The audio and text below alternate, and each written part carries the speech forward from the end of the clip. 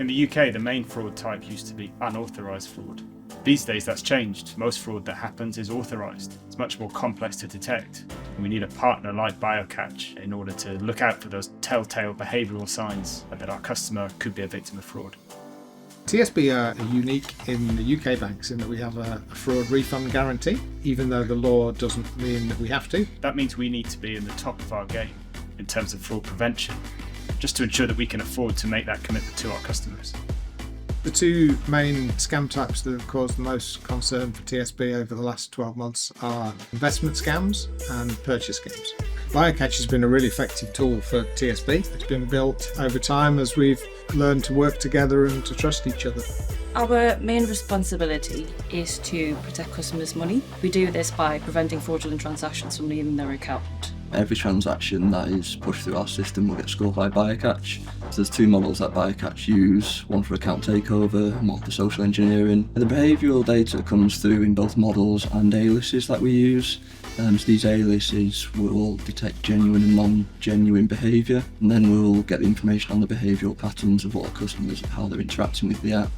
We work across the threat analytics team, the engagement management team, and also solution engineering. Let's say an elderly customer becomes a victim of fraud. BioCatch will then be able to detect how much quicker this person would be typing on the phone, swiping on the phone, and also how the device has been positioned. So TSB has been one of our early adopters. They are really passionate about fraud, which we are too. They're one of the first banks that compensated their customers for scams.